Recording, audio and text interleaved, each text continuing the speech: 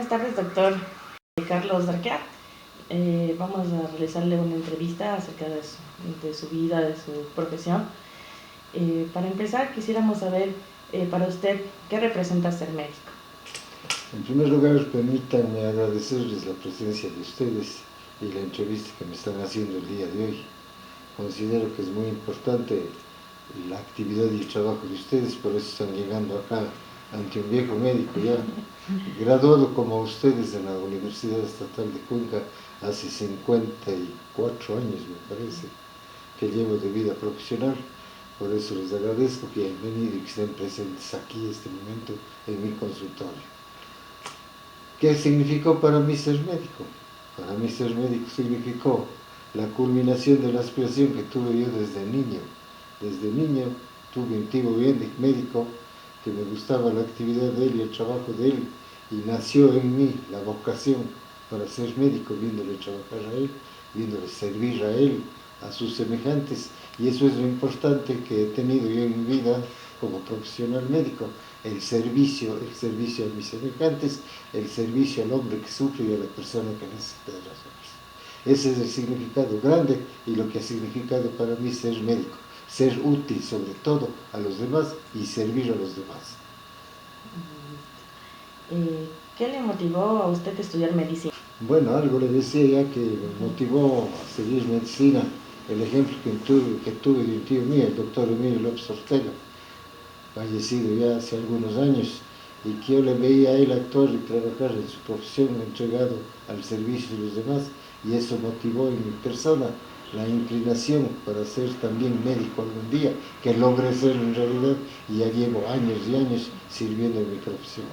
Eso es lo importante, y la motivación principal fue el servir, el ser útil, el estar con los demás cuando más necesitan de una persona que les ayude. ¿Usted hubiera elegido alguna otra profesión? Bueno, me gustaba mucho la docencia, que hasta cierto punto viene a ser también una profesión, y en realidad antes de ser médico yo fui profesor en el colegio universitario de esa época, el Fray Vicente Solano. Cuando yo estuve en cuarto año de medicina, tuve la oportunidad de empezar a ser profesor y dictaba las cátedras de biología y anatomía en el colegio universitario Fray Vicente Solano, por petición de algún colega, más bien dicho, de algún amigo médico que era también profesor en el colegio Fray Vicente Solano, y él tuvo que retirarse ya por terminar su carrera y me preguntó si yo quería reemplazar. Le dije que sí. Me había gustado también enseñar, como le digo, siempre ligado al afán de servicio, al afán de ser útil. Y doctor, en su docencia como profesor en los colegios tanto Fray Vicente Solano y Manuela Garaycoa de Calderón, ¿cuál considera su experiencia más linda? Bueno, la experiencia muy grande que yo tuve y que me encantó fue formar, educar a la juventud y formarles de que algún día esas personas que recibían clases mías sean también útiles y sean servidores de los demás. En realidad yo fui profesor primero en el colegio Fray Vicente Solano, mientras estudiante universitario. Después pasé al colegio Manuel Garaycoa de Calderón, del cual llegué a ser vicerrector inclusive en la época de la señorita Carreros. Y eso fue algo muy grande, porque en los dos colegios lo que enseñábamos es hacer seres humanos a los estudiantes que estaban junto con nosotros. Y lógicamente para eso pues se necesitaba mucha dedicación, mucha entrega, mucho esmero y sobre todo ejemplo para que sean útiles también, como creíamos que nosotros hemos sido. Y creo que hemos sido porque han pasado los años y creo que a través de los años de mi vida profesional sí he sido útil a los demás. Doctor, ¿cómo fue su vida de estudiante y también el servicio en el hospital en ese entonces San Vicente de Paúl? Bueno, como estudiante, pues lógicamente yo me sentía que iba adquiriendo conocimientos, que iba adquiriendo experiencias que después las pondría al servicio. Y durante mi vida estudiantil me esforzaba por dedicarme a mis estudios, por hacer amistades, tenía muy buenos compañeros, amigos que después fuimos colegas, fuimos médicos y servimos juntos en nuestra profesión. Empecé siendo profesor, como decía, en Fray Vicente Solano, continué siendo profesor en el Colegio Manuela Garaycoa de Calderón y tuve la oportunidad también de ser profesor universitario. Yo empecé como docente universitario en las cátedras de semiología y posteriormente en la cátedra de neurología en la Universidad Estatal de Cuenca, en la cual trabajé algunos años en su facultad de medicina, y ya por circunstancias de la vida, por cuestiones políticas, en fin, por una serie de dificultades, nos separamos en esa época, hace algunos años, y formamos nosotros la Facultad de Medicina de la Universidad Católica de la Cuenca, de la cual también fui su profesor, inclusive llegué a ser decano de la Facultad de Medicina y Ciencia de la Salud de la Universidad Católica de Cuenca, y también llegué a ser, y fui prorector, o sea, segundo rector al mando en la Universidad Católica de Cuenca, junto con el actual rector fundador, el doctor César Correa Moscoso. Durante todos estos años de vida docente y de vida discente y de entrega a los demás, pues uno siente la satisfacción muy grande de servir, como les decía, de ser útil y sobre todo de enseñar a la juventud, de que se esfuercen, de que en la vida hay tantas metas, hay tantos problemas a los cuales estamos abocados y para los cuales nos formamos para llegar algún día a culminar nuestras aspiraciones. Y doctor, con respecto a lo que decía, ¿cómo vio usted la crisis del 77? Bueno, fue una serie de factores que se dieron en esa época, sobre todo fueron problemas políticos que estaban y están muy enraizados en las instituciones de educación superior. Distintas tendencias, distintas ideologías que se daban por un grupo de los estudiantes que querían algunas cosas, los profesores que manteníamos otros principios y otras actividades. Llegó un momento en que prácticamente era imposible continuar dentro de esos cánones de la Universidad Estatal de Cuenca, a la cual yo le respeto mucho, le quiero mucho, y tuvimos que separarnos. En esa ocasión fuimos 54 profesores que nos retiramos de la Facultad de Medicina de la Universidad Estatal de Cuenca, y la mayoría de ellos pasamos y formamos la Facultad de Medicina y Ciencias de la Salud de la Universidad Católica de Cuenca. Doctor, ¿qué lo llevó a elegir la especialidad de neurología? Bueno, mucho me gustaba la neurología, sobre todo la precisión del diagnóstico al que se puede llegar en la neurología, porque como profesor universitario habíamos enseñado siempre que dentro del diagnóstico y el examen que se hace al paciente, fundamentalmente tenemos que hacer 3 tipos de diagnósticos: el diagnóstico sindrómico, el diagnóstico anatómico, el diagnóstico etiológico. Teniendo los 3 diagnósticos, es muy fácil sacar el cuarto diagnóstico, que es el pronóstico. Y es tan importante porque siempre el mismo paciente o los familiares del paciente nos preguntan qué va a pasar con nuestro enfermo. Entonces uno tiene que estar en la capacidad de decir lo que va a suceder con el paciente. Muchas ocasiones tenemos que ser muy comprensivos de la situación que están viviendo los pacientes y dorar la píldora, en fin, ayudarles, orientarles cuando estamos sobre todo frente a casos terminales en los que no hay mayor respuesta médica que podamos obtener.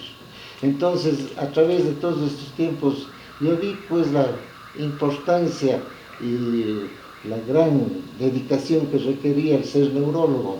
¿Y por qué? Porque el paciente neurológico tal vez es el menos comprendido o es el que más sufre. Inclusive desde cuando era profesor, decía yo, y cuando era estudiante también teníamos como experiencia, muy poco tiempo dedicábamos al estudio de la neuroanatomía, al estudio de la semiología neurológica y al estudio de las enfermedades neurológicas.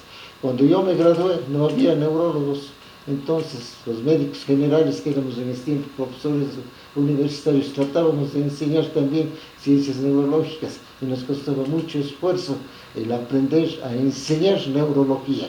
Entonces me motivó a mí para dedicarme más a este estudio, profundizar más mis estudios en las ramas neurológicas. Inclusive me llevó, enviado por la Universidad Estatal de Cuenca, me llevó a Barcelona, en España, a realizar el posgrado en neurología clínica y en electroencefalografía. Y cuando regresé acá al Ecuador, pues tuve la magnífica oportunidad de ser el pionero en las enseñanzas de neurología clínica y de electroencefalografía, y de ahí he seguido hasta el día de hoy. Ya estoy terminando mi vida profesional como médico y sigo siendo neurólogo, sigo trabajando como neurólogo, especialmente ahora que trabajo en el Hospital Docente Universitario de la Universidad Católica de Cuenca, También fui profesor de neurología en la Universidad Estatal de Cuenca y fui médico tratante de neurología en el Hospital Vicente Corral, que todavía existe en la ciudad de Cuenca. ¿Pensó en algún momento cambiar la especialidad? Bueno, primero tuve que ser médico para escoger la especialidad, y eso es lo que les decía a mis estudiantes. Pueden llegar a ser especialistas, pero para ser especialistas primero tienen que ser médicos. Y para ser especialista, primero lo que yo decía, tiene que ser médico internista. La medicina interna es otra especialidad hermosa, la cual la practiqué también durante muchos años, y ahí fueron acentuándose mi inclinación y mi afición hacia la neurología, y me especialicé en ciencias neurológicas. Y soy neurólogo y sigo siendo neurólogo, y creo que terminaré mi vida como neurólogo. ¿Tuvo alguna dificultad durante el desarrollo de su posgrado en Barcelona?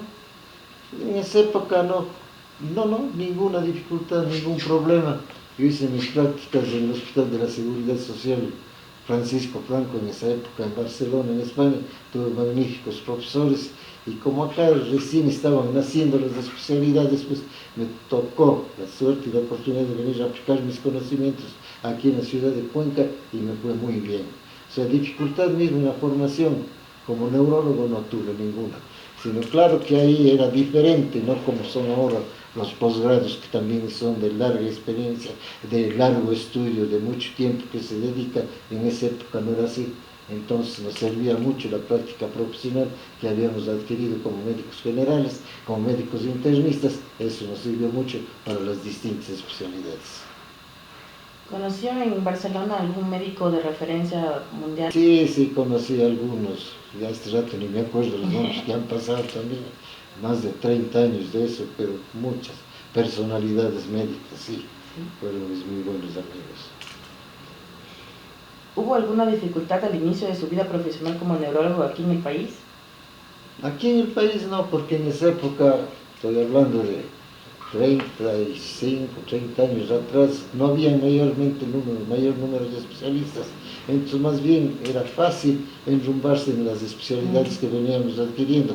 Y éramos algunos médicos en esa época que habíamos salido a España, habíamos salido a Francia, otros a México, a la Argentina, en busca de especialidades, en busca de posgrados. Ahora es más fácil ya, porque ya son muy organizados, muy reglamentados las posgrados y las especialidades que se hacen ahora. Pero en esa época, me estoy refiriendo a 30 años más atrás, no era así, no había tanta dificultad, entonces era más fácil abrirse el campo dentro de las especialidades. Y así, ¿cuál fue una de las patologías más extrañas que ha tenido durante su vida profesional? Bueno, las más extrañas, tal vez las más frecuentes que he tenido en mi vida profesional, los síndromes convulsivos y los accidentes cerebrovasculares. Ha sido lo más frecuente. Y claro, lo que es común, el síntoma común y corriente de toda patología, las cefaleas, dolores de cabeza, es la consulta de todos los días. Pero ya como neurólogo mismo, los síndromes convulsivos y los accidentes cerebrovasculares. Es lo que con más frecuencia hemos visto, tratado y atendido a los pacientes con esos problemas. ¿Qué opina sobre la religiosidad en un médico? Yo he sido un hombre muy creyente, he sido un hombre católico, sigo siendo. Me satisface mucho haber sido católico, que lo vengo trayendo, esta religión, desde mis antepasados. Para nosotros prima pues el servicio y el culto a la vida. Nosotros hemos vivido siempre, y yo como médico he enseñado siempre a respetar la vida desde el momento mismo de la concepción. Es algo sagrado, algo que debe ser respetado, algo que debe ser atendido, y que debe ser mantener toda la atención del médico, tratar de preservar la vida, de tener cualquier enfermedad que atente contra la seguridad de la vida. Claro que llega algún momento en que ya no se puede hacer nada, entonces no queda más que confiar en la ayuda de Dios y en la voluntad de Él.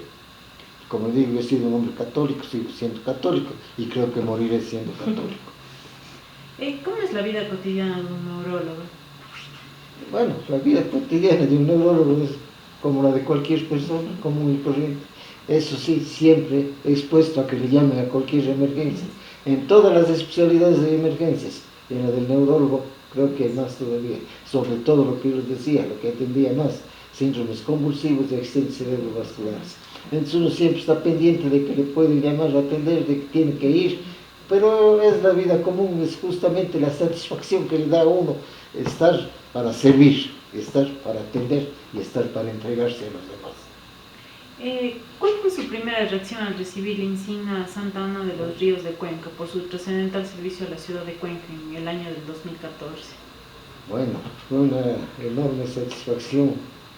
Claro que no era la primera vez que yo recibía también estas distinciones, pero la Santana de los Ríos de Cuenca me llenó de satisfacción porque era el mayor premio que daba mi ciudad, que daba el Cabildo cuencano a sus ciudadanos cuencanos que le habían servido la ciudad, que se habían entregado a los demás.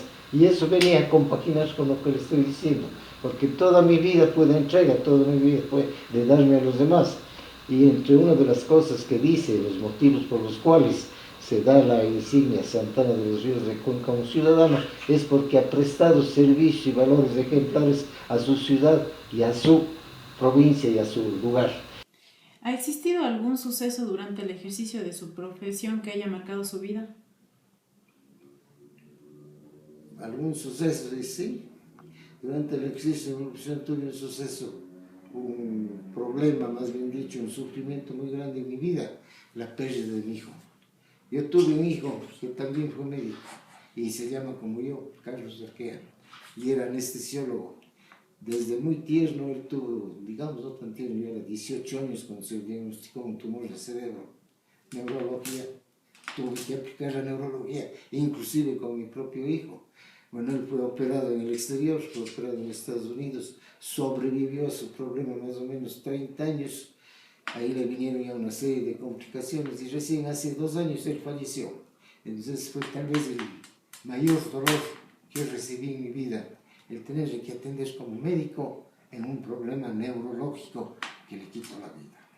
Eso fue lo más doloroso que he vivido. Tal vez exista algún libro que haya influenciado en su vida. ¿Algún qué? ¿Algún libro? Bueno, libros muchos. Lo que a mí me encantaba y lo que influyó mucho en mi vida fue la semiología de Padilla. Porque el médico que sabe semiología puede hacer todo lo que le decía, el diagnóstico sindrómico, el diagnóstico anatómico, el diagnóstico etiológico y sobre todo dar el costo diagnóstico, el pronóstico. Lo que a mí más me gustó fue la semiología, y dentro de los 11 capítulos, 11 tomos de semiología de Padilla, el del sistema nervioso. Muy preciso, muy claro, que le lleva de la mano para lo que le estoy diciendo. ¿Cuál cree usted que es la clave del éxito para ser un buen médico?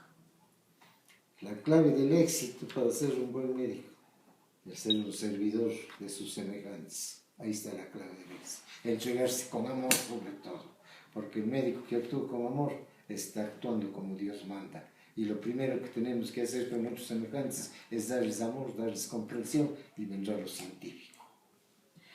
¿Cómo ha evolucionado la enseñanza de la medicina desde sus años como estudiante a la actualidad?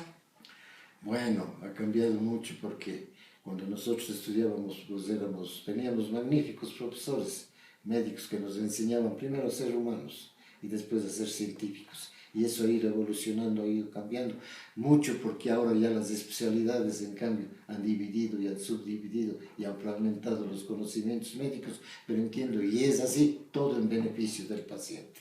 Porque mientras más sabemos, más servimos y mejor atendemos. ¿Alguna vez ha sentido que fue un error haber decidido estudiar medicina y dedicar su vida a la neurología? Nunca sentí que fue un error. Para mí fue la realización de mi vida, el haberme hecho médico y haber adquirido la especialidad que tengo como neurólogo. Fue una satisfacción porque he podido servir. ¿Cómo cree que habría sido su vida actualmente si no hubiera elegido esta profesión? No sé, no puedo imaginarme qué hubiera sido si no fuera médico, ¿no? Bueno, en todo caso, hubiera sido un hombre común y corriente, me imagino, en alguna otra actividad. Es que no puedo imaginarme, porque ya llevo más de 50 años ejerciendo la profesión médica, entonces mi vida se ha hecho a través de la medicina. ¿Cuál es la mayor satisfacción que has recibido de esta carrera? Temo ser redundante, la mayor satisfacción que he tenido es haber sido útil, haber sabido servir a mis semejantes. Es la mayor satisfacción. Y actualmente, ¿cómo considera la relación médico-paciente? Bueno, actualmente la relación médico-paciente, me refiero a mí mismo, pues es magnífica porque al paciente hay que tratarle, como le decía, ya con mucho afecto, con mucho amor, con mucha comprensión. Entonces la relación médico-paciente tiene que ser siempre muy buena, basada sobre todo en afecto, basada en respeto, basada en amor al prójimo. Porque el momento que estamos atendiendo al paciente es como si me estuviera atendiendo yo mismo. Cuando era yo profesor y daba clases a mis alumnos, les decía, tienen que tratar al paciente como quisiera que le traten a usted mismo, o como quisiera que le traten a tu mamá, a tu papá, a un familiar íntimo. Así tienes que tratarle a un paciente, como si fueras tú el que está recibiendo la atención del médico. Y doctor, para concluir, ¿qué consejo le puede dar a los futuros profesionales de la salud? A los futuros profesionales de la salud, el consejo que les puedo dar es mucho estudio, mucho estudio. Entrega a los demás, entrega con amor, sobre todo con amor, eso es importante. Pensando siempre en servir a los demás. Es el consejo que podría dar a los futuros colegas. Listo, doctor. Bueno, hemos concluido la entrevista al doctor Carlos Aníbal Darquea. Le agradecemos mucho por el tiempo que nos ha dado y esperamos que no le hayamos quitado mucho tiempo. Muchas gracias a usted, doctor. No me he quitado ningún tiempo, más bien ha sido muy grato para mí conversar con ustedes y darles a conocer las experiencias que he tenido en mi vida. Gracias también a ustedes por la presencia.